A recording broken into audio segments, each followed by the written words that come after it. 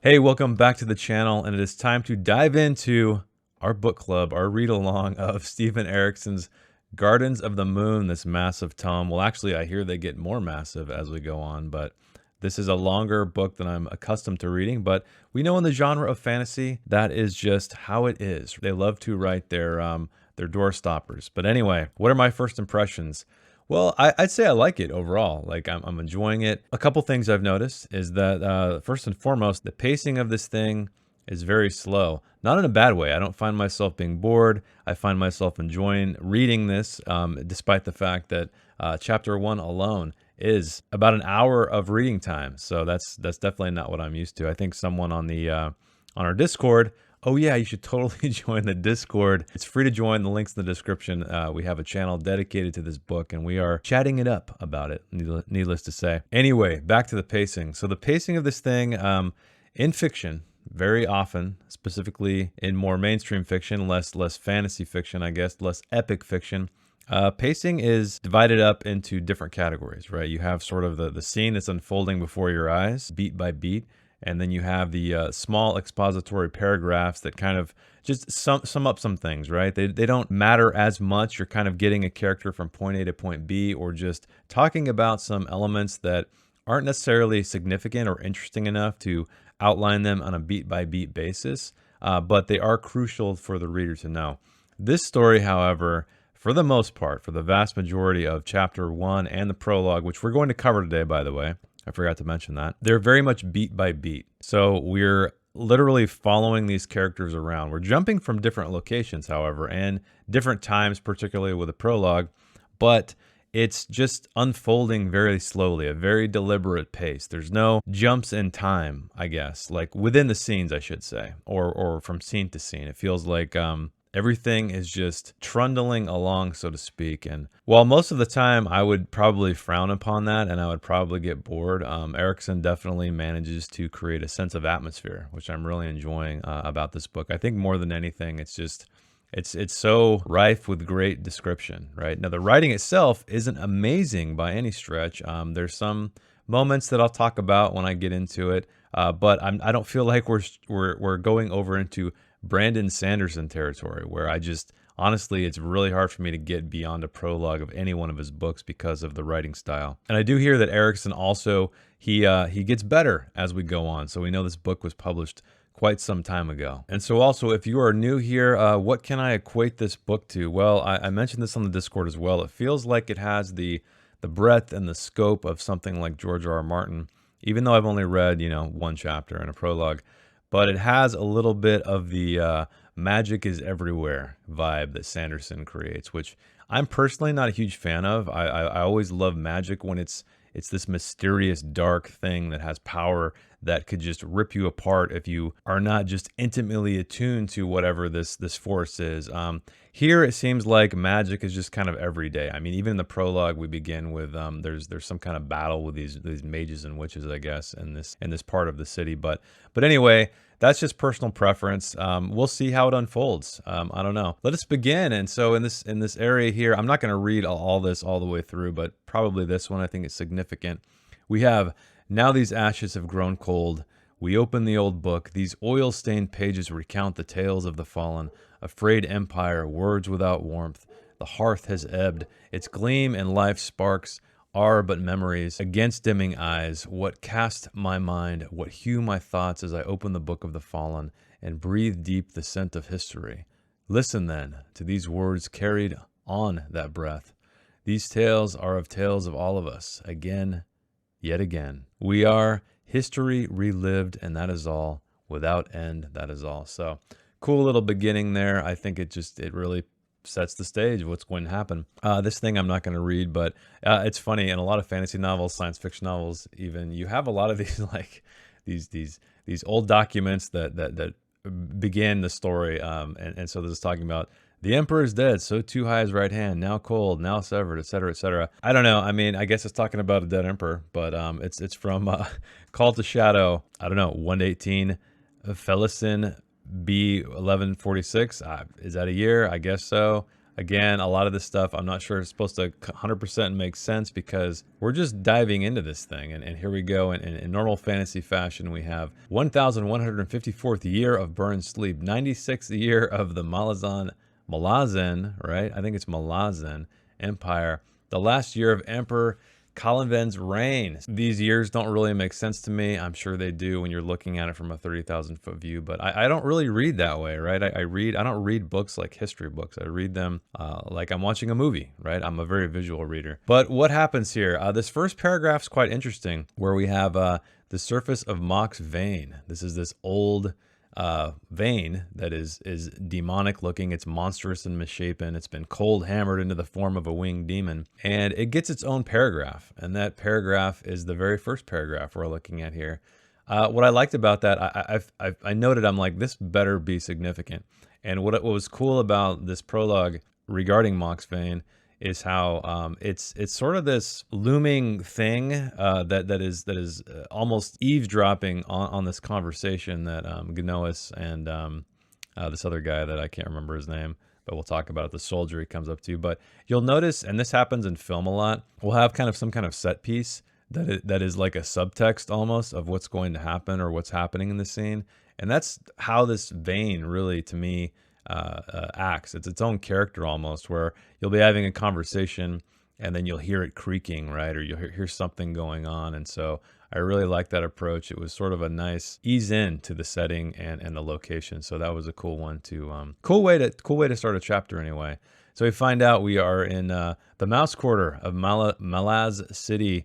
And then obviously the vein silence announced a sudden falling off of the sea breeze. So we have a lot of like descriptions of the surrounding area, honestly, stuff like that. I kind of just glaze over, not purposely. I think it just happens to me, right? When I start reading a lot of set descriptions and scene descriptions, I just kind of, I don't know, I kind of zone out a little bit. For me, it's much more about the dialogue and the character. But anyway, he paints a very beautiful picture. And we meet our very first character of Gardens of the Moon, and that is Gnois Stavro Perron of the House of Perron. He's standing on tiptoe to see over the Merlin, and he's behind him rising as Mox hold one capital of the empire, but now since the mainland, blah, blah, blah, blah, blah. We get it. But anyway, we find out more about Gnois. So this visit was his third in as many years. He'd long ago explored the courtyard with its heaved cobblestones, the old keep, now a stable, its upper floor, home to pigeons and swallows and bats, and the citadel where even now his father negotiated the island export tithe with the harbor officials. And so we find out about Gnois, and he wants to be a soldier. It's kind of funny. It's one of those chosen one things. I'm not sure how Gnois is going to affect the story or play a part outside of what I've read already, obviously. But it was kind of interesting. But the soldier has a cool comeback to that. But we find out he's looking at these riots that have run through the Mouse, which is the poorest quarter of this place. But finally, we hear armor clanking. A soldier is appearing along the wall near him, and he is mocking him in a way glad for your pure blood, eh? And we find out that he is a man who is the commander in the third, one of the emperor's own, an elite. A bridge burner, which some people on the Discord have thrown that word around. So it's cool that we see that immediately. We don't really know, outside of them being, an elite soldier, what does that mean to me? I don't know. Maybe they're badasses.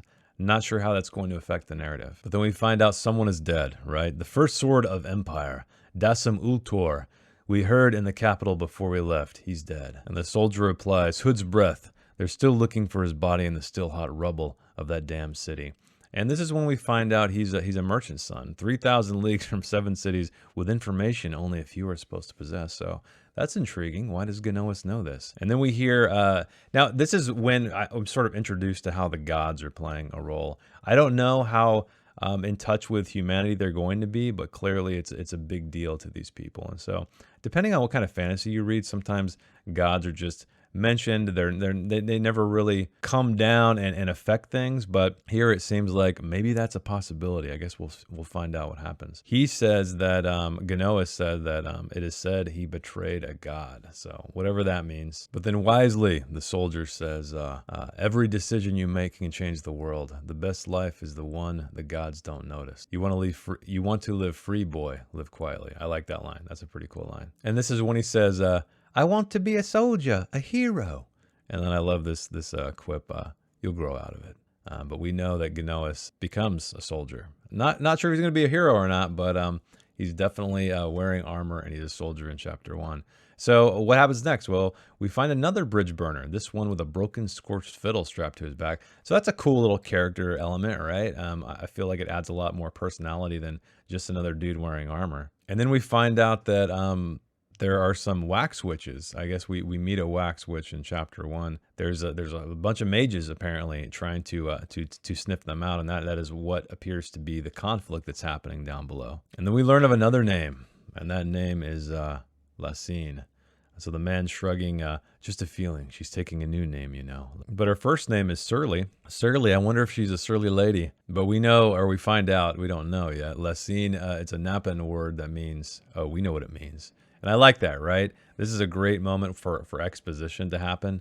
And it doesn't, because the other guy cuts him off. But then right when we think exposition isn't going to happen, we get Throne Master. That's what it means from Genois. So I think that's cool, because this kid is definitely eager to know information. He knows more information than he probably should, and he wants to be the soldier. So I think that was a good opportunity to throw that in there for us as the reader to know what it means. And this is what I was talking about here. The wind shifted again, making the iron demon groan on its perch. This is when, you know, that adds a little bit of gravity to what they're talking about. So this is a great use of the setting or the set dressing within this conversation to kind of provide some subtext. And here we are about to meet Malazan, or Surly.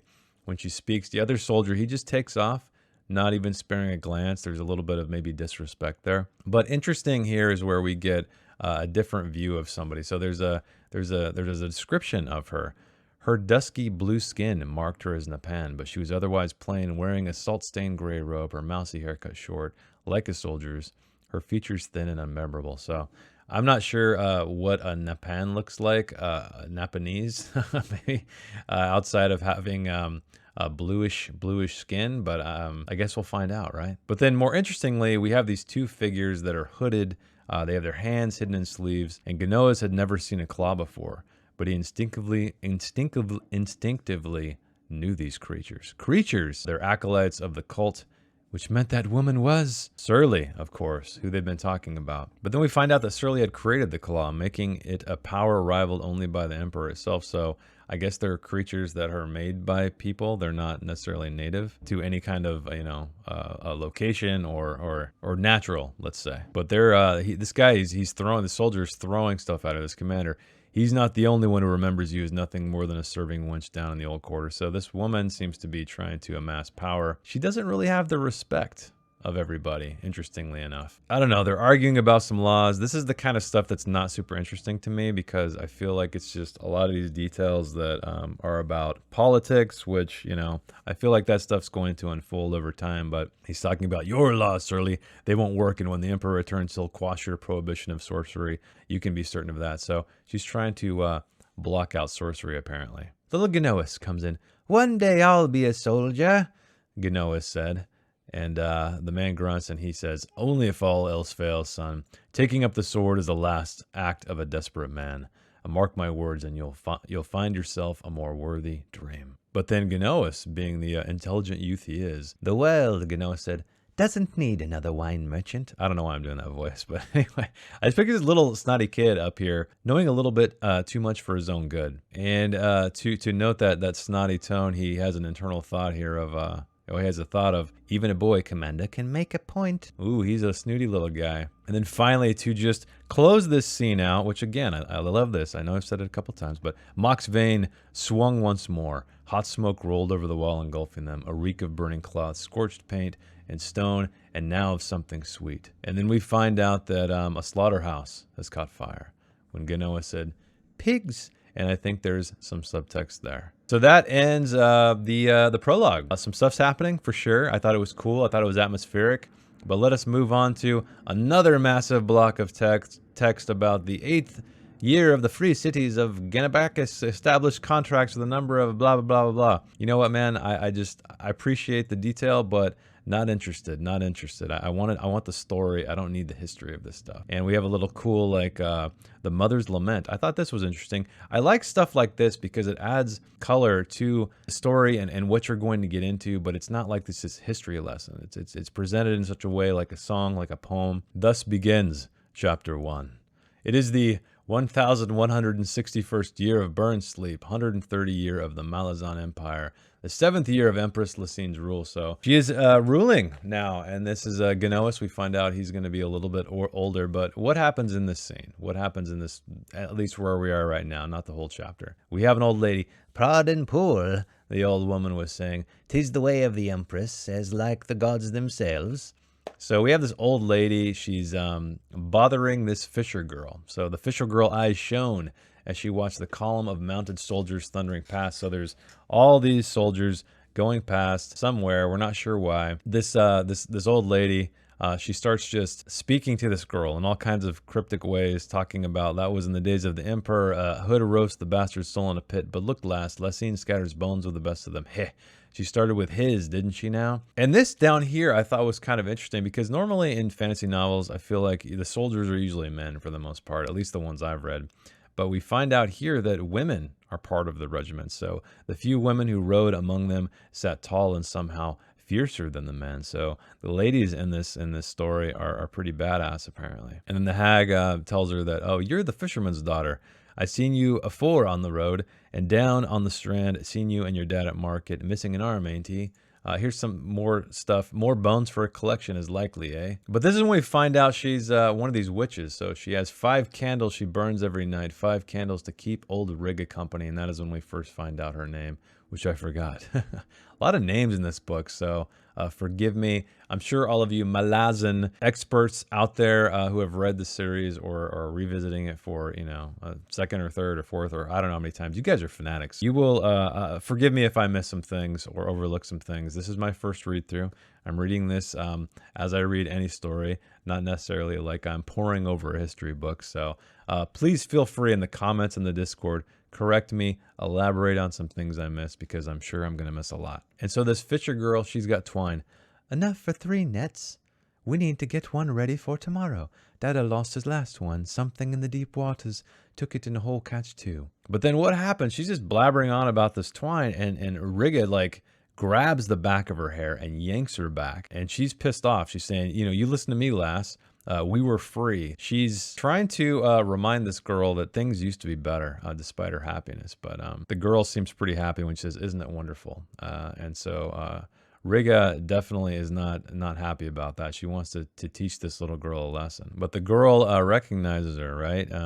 Rigalai the seer, the wax witch who trapped souls in candles and burned them. Souls devoured in flame. I don't know, maybe this is prophecy, but Riga's going off about, look to the Lord, spawned in darkness. His is the hand that shall free you, though he'll know it not. But one of these soldiers, what is this? A voice bellowed. He smacks the shit out of Riga. So the iron-scaled glove cracked against Riga's head, spinning her around, and she toppled to the ground. But something within Riga's prophecy seemed lodged in the girl's head. Heavy as a stone and hidden from light. She found she could not retrieve a single word the seer had said. She reached out and grasped Riga's woolen shawl. Carefully she rolled the old woman over. Blood covered one side of Riga's head, running down behind the ear. More blood smeared her lined chin and stained her mouth. The eyes stared sightlessly, so Riga has perished. Correct me if I'm wrong, but it seems as if Riga has like gone into this girl, right? Because she's talking like Riga. Never mind the candles, she mumbled in a thick, odd voice. They're gone, aren't they now? Just a scattering of bones. Never mind. And when she spoke again, her voice was young and normal, so there's some kind of like possession happening, I guess. I'm not quite sure I understand. Maybe it has to do with these candles. But who is this man we see? He is swathed in black, and he leaned over her, his face obscured beneath a hood shadow. But he hit her, the girl said in a child's voice. And we have nets to tie, me and Dada. She saw a second man, shorter, also clothed in black. This one stood on the road, and he turned away. His gaze in the direction of the soldiers had gone. He spoke, his voice reed thin. Wasn't much of a life, he said, not turning to face her. A minor talent, long since dried up of the gift. Oh, she might have managed one more. But we'll never know, will we? So these two guys reminded me of those two dudes from G.I. Joe. If you're old enough like me to remember that cartoon, those two like Australian dudes that camouflage, they're kind of a strange duo here. So they kind of just go back and forth. One of them seems to be a little bit more odd than the other one, a little bit more goofy. When he says necromancy, the short man cut in, and there's a taller man. So I think there we have like a disparity of height. So it's giving me this like almost cartoonish vibe. But then we learned the witch harbored 5 frail, weak souls, nothing grand. He cocked his head. I can hear them now calling for her. And the girl begins to cry. Tears filled her eyes. And she's asking them where they came from because she did not see them on the road. And the man beside her half turned to the gravel track. On the other side, he said, a smile in his tone, waiting just like you. And the other giggled, on the other side indeed. His face, see, this is what I mean. It's just kind of like goofy. He faced down the road again and raised his arms. And then here is where we begin to see some crazy magic. He raises his hands and 7 massive hounds now sat around the man on the road. The eyes of these beasts glowed yellow, and all were turned in the same direction of the man himself. And then the hounds bolt silently down the road, and their master turned and said to the man beside her, something to gnaw on Lassine's mind. He giggled again. Must you complicate things? The other answered wearily. So these are kind of, these 2 dudes are kind of goofballs, man. I don't know. I feel like, I don't know if he's trying to communicate that fact or if he's trying to make them seem creepy, but I'm getting kind of a goofball vibe here. And we find out his name is Cotillion and also Amanus. Using my name, Amanus, means you've decided for me. We can hardly leave her now, here and now, can we? And they can't. No, she'll quietly do. So these guys, we find out they're definitely against Lassine. So true vengeance needs the slow, careful stalking of the victims. Have you forgotten the pain she once delivered us? Lassine's back is against the wall already. She might fall without our help. Where would be the satisfaction in that? So they're going back and forth, giving us a little bit of expository information here about their relationship to her. Lassine's raised the ire of the moonspawn, whoever the hell that is, and that's a hornet's nest if there ever was one. The timing is perfect. And then Cotillion says, besides, I've chosen her, and I will choose her name as well. And Amanda stepped back. Pity, he said. The girl raised her imploring hands. Please, she begged Cotillion. I've done nothing. My father's a poor man, but he'll pay all he can. And so she's begging for her life. And he says he has no choice anymore. The man sighs, with what's happening up the road right now, well, you'd be questioned unpleasantly. There are those who know our name. So these guys seem like they're assassins trying to bring some ladies down. Unfortunately, this girl knows their names and she is going to pay the price. But then we learn it's not so bad a thing, lass, to be the pawn of a god. Ooh, weighty words there. And then we come back to the beginning. Pride and pull, the fisher girl said quietly. And Cotillion hesitated at her strange comment. Then he shrugged, because that's the lady inside her. It's Riga, I think. The shadows whirled out to engulf the girl. With their cold touch, her mind fell away, down into darkness. Her last fleeting sensation was the soft wax of the candle in her right hand, and how it seemed to well up between the fingers of her clenched fist. And now we are changing scenes. We are meeting a captain. He shifts in his saddle and glances at the woman riding beside him. The adjunct to the Empress. And I love this little detail here while they're talking. The helm's lobster tail kept nipping the hairs on his neck. More subtext. I'm picking up on that stuff. I'm digging it. And this adjunct is to the Empress she's Lassine's personal servant, extension of her imperial will. The last thing the captain wanted to was show the misery to this young, dangerous woman. And they're just chatting back and forth, asking about, how long have you been here? 13 years. So we're getting a little bit of just, back and forth as they ride to their destination. And this is when we find out about what they're heading towards. So the captain studied her expression. The carnage stretches half a league from the sea, adjunct, and a quarter league inland. And this is weird. One thing I've noticed about this book, I forgot to mention it earlier, is there's a lot of weird POV shifts. I've seen Stephen King do stuff like this where these POV shifts aren't separated by scene breaks or chapters or anything like that.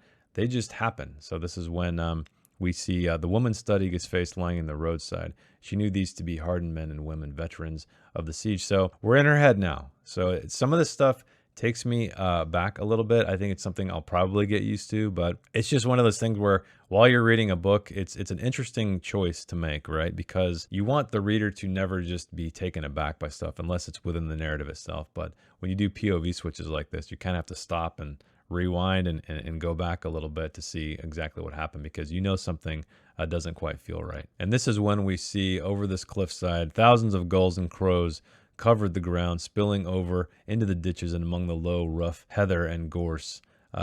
Beneath this churning sea of black and white, the ground was a uniform red. Here and there rose the ribbed humps of horses, and from among the squalling birds came the glint of iron. And we find out this woman, this adjunct, her name is Lorne. And also 175 men and women, 210 horses, the 19th Regiment of the Itko Canis 8th Cavalry. The captain's throat tightened briefly. He looked at Lorne. Dead. All of them have been killed. His horse shied under him as it caught an updraft. He closed savagely on the reins, and the animal stilled, nostrils wide and ears back, muscles trembling under him. So there's a lot of cool subtext there. I know I keep talking about that, but with his chafing helmet and his chin strap, and he didn't shave, and so there's a lot of cool descriptive things that just show you how uncomfortable this guy is in this situation before we even come to this site. But then we also find out, right, there are more dead than just the soldiers alone. Farmers, peasants, fisherfolk, travelers on the road, all of them have been torn apart, limbs scattered, children, livestock, dogs. And then who do we see? Who do we meet? A Lieutenant Genois Perron. So he became a soldier. He's a big-time soldier now, and that is who is going to be, I believe, our POV character for a lot of this once we get past this scene. But he is new to my command from Unta. Lorne's eyes narrowed on the young man. He'd reached the edge of the depression. Stopping to relay orders to the work crews, he leaned back in his saddle and then glanced in their direction. Perron, from House Perron? And then, we know about this guy already. He was like a merchant's son, and so gold in his veins already. So he even cannot escape his history, his familial past. And this is when we find out about there's a small fishing settlement down from the promontory, a dozen or so huts. And so this is where I believe that Rigga and the fisher girl, they were from. And in fact, we think it belonged to an old woman we found dead on the road, which is Rigga, about half a league south of here. Okay, so I'm right. We're in the right area, half a league away. So I am placing myself more or less correctly. And we find out also she seemed in the habit of burning candles, tallow candles, in fact.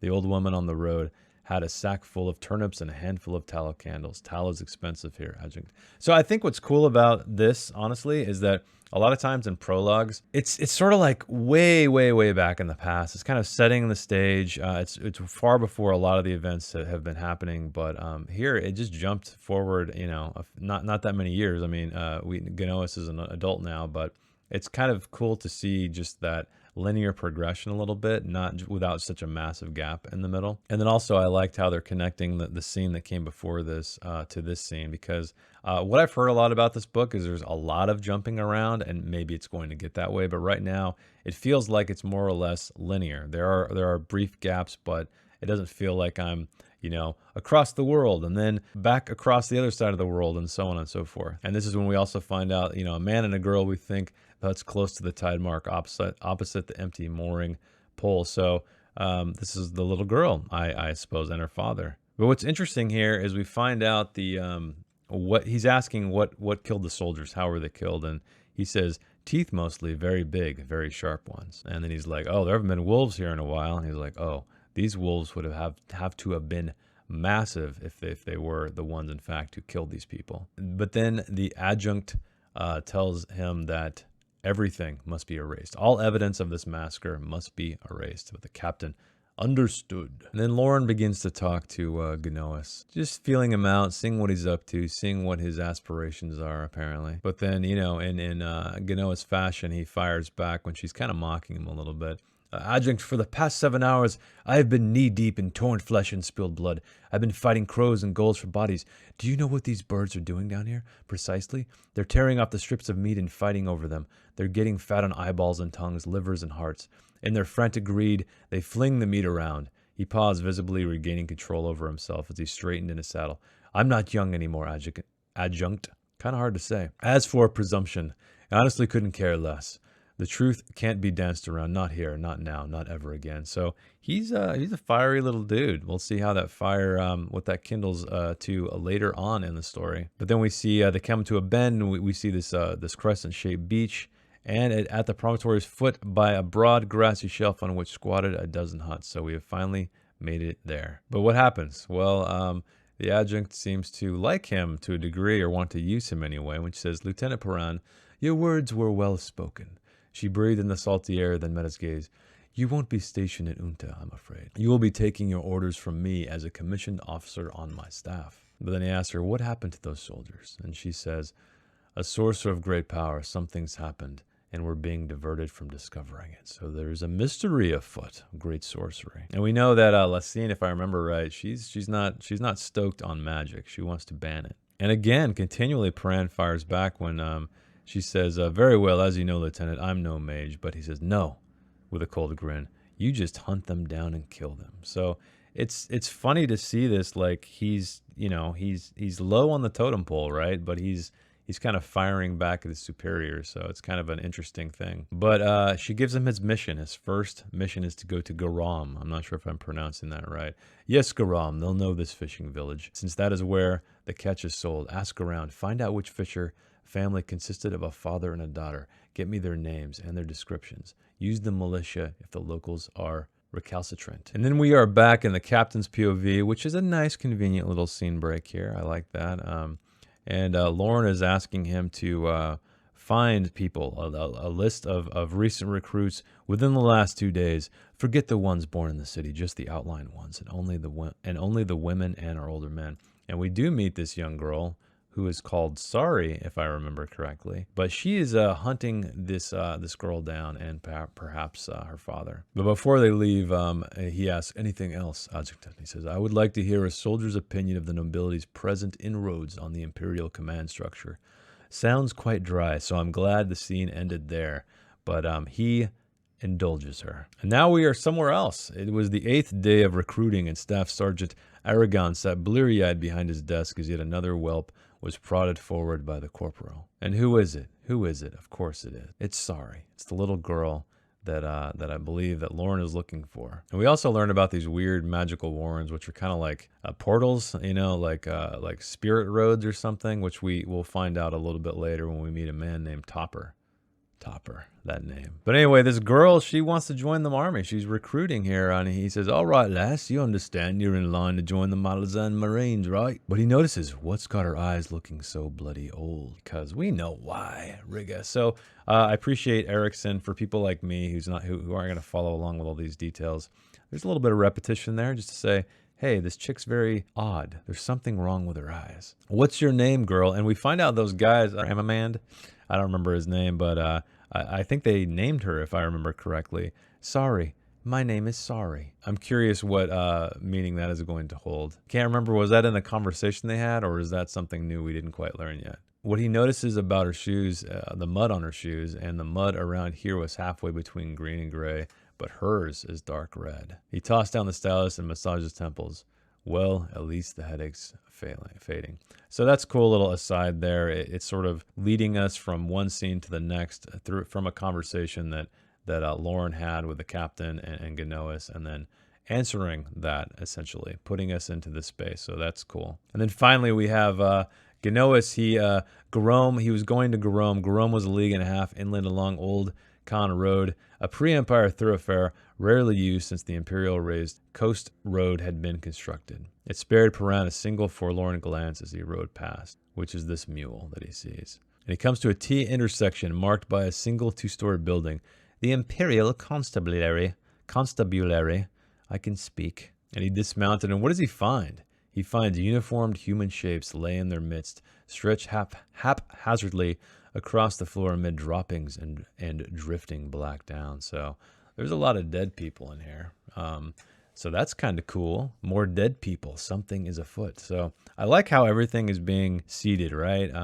It's all related. It doesn't feel as confusing as I thought it was going to be, with the exception of learning everybody's names and all these little plot points. But I, again, appreciate the fact that it is more or less a linear story. And I don't know what I expected, because I've heard, I've even tried this book years and years ago, and maybe it was just, I didn't have the right mindset when I was starting it, but it did seem a little bit different, a little bit more clunky than I was used to. But so far, I'm digging it. And again, all these scenes seem to be related, coming like in a linear fashion, right? Not that they're just sort of puzzle pieces that have been scattered to all corners of the world, and we have to kind of put them together. But I feel like, he's more or less easing us into this. It's not that confusing for me anyway. Well, I'm sure you're going to correct me on all kinds of stuff out there, and that's totally cool because I want to learn of the things that I did not pick up on. And of course, he is remembering a thorough eliminating of the trail because he sees these damp feathers on the desktop rummage through the scroll work. The papyrus sheets fell apart under his touch. The leaves are rotten and oily between his fingers. So yeah, they're trying to cover this up too. Just like Lorne was with the dead soldiers. And so finally, Paran leaves. His mount plodded onward, head down, as dust slowly enveloped them. Pulled by the weary chains of his thoughts, Paran tried to make sense of what had happened since morning. So he's just kind of reflecting at this point. He's just thinking about all the things that have happened, how it's affecting him, what it could be, what it couldn't be, what is going on. But he's noticing some other things in this paragraph here. So he'd done well, although the detail had proved difficult. He heard screaming while crawling around among the bodies, coming from somewhere inside his own head. His eyes had fixed on details, oddities, the peculiar twist of his body, the inexplicable smile on the dead soldier's face. But what had proved hardest, what had been done to the horses, crusted foam-filled nostrils and mouths, the signs of terror. The wounds were terrible, huge and devastating. Bile and feces stained the once proud mounts, and over everything was a glittering carpet of blood and silvers of red flesh. He had nearly wept for those horses. So something terrified those horses indeed. And I love this because it comes back to his conversation with that soldier way back near Mock's Vein. So, should have heeded my words, son. Now look at you. So indeed, he is feeling those words echoing back through the past. But we see a figure on the road. He's just riding down this road, thinking about all this stuff, and then shabam, here's this guy on the road, and we know this figure is Topper. But the figure, a man by his height, was swathed in shades of green. He likes swathed. I love that word, swathed. I've seen that a few times that I've been reading this, but I think it's a great descriptive word, just maybe a little bit overused. In the shades of green, cloaked, hooded, wearing a faded tunic and linen leggings above green-dyed leather boots, a single long knife, the weapon of choice among 7 cities warriors, slung through a thin belt. Normally, I can't stand that, right? I can't stand when somebody just describes a character from head to toe when they first see them. But I think in this case, it doesn't bother me a whole lot because he's just riding on this road alone, and then he sees a strange figure, and so he's just automatically honing in on all the details of him, maybe because he's a soldier. It would have been interesting if he saw something peculiar, something specific, and that is what he really focused on rather than giving me a whole laundry list of what he's wearing. But we do find out that the man's hands, faintly gray in the afternoon light, glittered with rings on every finger. Above and below the knuckles, he raised one now, holding up a clay jug. Thirsty, Lieutenant? The man's voice was soft, a tone strangely melodic. And we find out this guy's a weird-looking dude, right? Same thing. He has a long face, the skin a lighter shade of gray, the eyes dark and strangely angled. He looked to be in his early 30s, though his hair was white. So this kind of reminds me of the dark elves from Dungeons and Dragons, honestly, specifically with the tilted eyes, the grayish skin, and the white hair. Although I think dark elves are supposed to be dark black-skinned, not light, but that's how they were depicted in some of the artwork.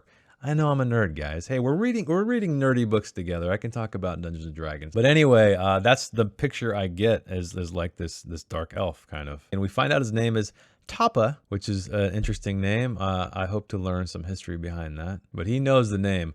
Well, you should, Toppa replied. I am he, alas. The blood of Atisti Andi races in my veins, seeking escape, no doubt, from its more common human stream. Mine was the hand that took the life of Unta's royal line, king, queen, sons, and daughters. This guy's cocky, so this kind of made me laugh too because he just pops up in the center of the road like a fucking phantom, like some kind of Dragon Ball Z dude. And he's just like, this is what I did. My name is Topper, and check me out. My sweet clothing and my sweet little knife. Maybe that's for effect, right? And we know that obviously he is a claw. Because, hopefully this relates to his personality throughout. He seems to be pretty cocky, much like Ganoas is. So Ganoas perhaps has met his match. And he also knows about Ganoas when he says, I was led to understand you've taken a different path, leaving behind the dull, jostling ranks of the nobility. And they're sitting there just having a drink of wine. But he says, giving him the goblet, we now salute new beginnings, Ganoas Paran, Lieutenant and aide to Adjutant Lorne. Adjunct Lorne. I will get that damn word right at some point. It's adjunct. I don't know. It throws me off. So what do? He takes them on one of these warrens, right? So he sees Paran turned to see a curtain in the air, tear open the road, spilling dull yellow light. A warren and the secret paths of sorcery, he thinks. Hood's breath. I need to find out what Hood's breath means. Somebody, I'm sure, in the comments will let me know. Unless it's a spoiler. Don't spoil it for us who haven't read the whole series yet. And so they go through this road, and this is probably the only time that there's actually been a moment of exposition, I feel like, that where they traverse this long distance with very few bits of text, and I appreciated that fact. I thought they were going to have a long-ass conversation as they traveled hours through this warren. But what does he see? The world they had entered was barren, deathly. The banked mounds lining the trail proved to be more ash. The air was gritty, tasting of metal. "Welcome to the Imperial Warren," Topper said with a hint of mockery. "Carved by force out of what was here before. Has such an effort ever been achieved before? Only the gods can say." And then they began walking on. But Perrin, he immediately says, "I take it then that no god claims this warren. By this you cheat the tolls, the gatekeepers, the guardians of unseen bridges, and all the others said to dwell in the warrens in service to their immortal masters." And we find out where they're going. "We will use this warren to cross the distance 300 leagues in only a few hours, because we are going to Unta." And Topper says, "I've shamed you into silence then? I do apologize, Lieutenant, for mocking your ignorance. It's a risk you'll have to live with." And I love this last line. "The next 1,000 paces of silence belong to Topper." So finally, Topper, shut the hell up. And they find this place. They keep going. There's a passage of something large, shambling and wide, slithering trails off into the gloom where these embankments have been disturbed. And at the center of this arch, high over their heads, was this carved taloned hand holding a crystal globe, the Malazan imperial sigil. Sigil. I'm thinking of something else. And at the center of the arch, high over their heads, was carved a taloned hand holding a crystal globe, the Malazan imperial. But beyond the arch was darkness, and he has to force his horse through, I remember, yeah. So she leapt into the void, and there's a vast chamber, its ceiling glittering with beaten gold, its walls lined with tapestries, and a score of armored guards closing in on all sides. Before him was a raised dais surmounted by a throne of twisted bone. In the throne sat the Empress herself. The scene had changed little since the only other time he'd been this close to her, plain and unadorned, her hair short and fair above the blue tint of her unmemorable features. Her brown eyes regarded him narrowly. So they've met before, and they talk about this. "I see," Lucine drawled, "that you did not heed the commander's advice of 7 years ago." If we didn't do the math on those little prelude years of these chapters, thank you, Erikson. Thank you, Mr. Stephen Erikson, that you have reminded us how long it's been. And it's been 7 years. So a prologue broken apart by 7 years seems to be not a common occurrence in vast tomes like these, but I appreciate that. But Perrin, he kind of snaps back a little bit. He smiles. "Unlike me, she's of a breed known for its intelligence. Please accept my humblest apologies." And then Topper's asking, "What was that about a parapet? You've met her before. When?" But anyway, he's pushing him along to this tower, and the tower to the door's top room was ajar. Perrin rapped a knuckle against it and stepped inside. The adjunct, man, I'm gonna get that. I'm gonna get it someday, guys. Was seated at the bench of the far end, her back to a wide window. Its shutters were thrown open, revealing the red glint of sunrise. She was getting dressed. Perrin halted, embarrassed. This is kind of a cheeseball scene. I just picture this guy walking into this room. There's this like half-naked woman there with the glorious rays of the sun hitting her naked body, and he's blushing. This is a scene we've all seen before. "I'm not one for modesty," the adjunct said. "Enter and close the door behind you." And he does. He's reporting for duty. "The trail's been thoroughly obscured, adjunct. Someday, the only people left in Garome aren't likely to talk." He's talking about those dead people we met with all of the feathers, the down, and the destroyed papyrus. But she says, "To all outward appearances, I am done with you, Lieutenant. You will be returned to the officer corps here at Unta. What will follow will be a number of postings, completing your official training. As for your time in Ito Khan, nothing unusual occurred there. Do you understand me?" So she is still employing him, but in secret perhaps. And she sends him home, thankfully, sends him home. He gets to rest. He gets to rest his mind and his body. We proceed slowly. Your reassignment will take effect in a few days' time. In the meanwhile, go home to your father's estate. Get some rest. And as he reached the stairs, he heard what might have been a cough from the room behind him. It was hard to imagine that it could have been anything else. I don't know what that means, but I like it. I like it. It's a little bit of a mystery. What's going on here? And so he heads back to his homeland, well, to his father's estate, and he smells childhood. We get a lot of vivid descriptions of what's going on here. Also, here families trace their lines back 7 centuries to the tribal horsemen who had first come to this land from the east. This is probably why he is so gets so choked up about the dead horses. In blood and fire, as was always the way, they had conquered and subdued the cousins of the Kines, who'd built villages along the coast, which I guess are those fishing villages. And Paran, he is thinking of other things. He had imagined himself acquiring trappings that closed a circle, a return to the blade from which his family had emerged, strong and savage all those centuries ago. For his choice, his father had condemned him. He came to a familiar poster in a single high door along one side wall and facing an alley that in another part of the city would be a wide street. There was no guard here, just a thin. I can't talk today, guys. I apologize. Bell chain, which he pulled twice. Somebody shows up, an unfamiliar face. The man was old, scarred, and wearing a much-mended chain mail that ended raggedly around his knees. And the man eyed Paran up and down with watery gray eyes and grumbled, "The tapestry lives." And we learn this man's name is, he says, "What is your name?"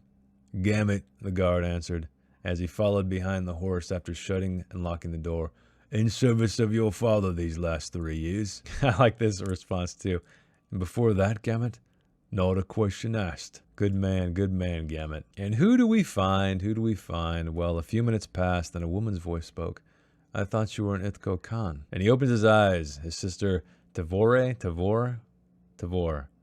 what do you guys think? I should have looked it up. A year younger than him, stood close to the head of the table, one hand on the back of their father's chair. She was as plain as ever, a slash of bloodless lines comprising her features, her reddish hair trimmed shorter than what was the style. She was taller than the last time he'd seen her, nearly his own height, no longer the awkward child. Her expression revealed nothing as she studied him. And he says, "I've been reassigned." He's trying to cover up his little bit of a white lie here. And she asks him, "Have you been promoted?" And he smiles. "Is the investment about to reap coin?" Reluctant as it was, we still must think in terms of potential influence, mustn't we? But she counters with, "Managing this family's position is no longer your responsibility, brother." But then he asks, "How is Felison?" I don't know who the hell Felison is, but at her studies, she's not heard your return. She will be very excited, then crushed to hear of your shortness of your visit. He asks if she is her rival, and his sister snorts, turning away. "Felison, she's too soft for this world, brother.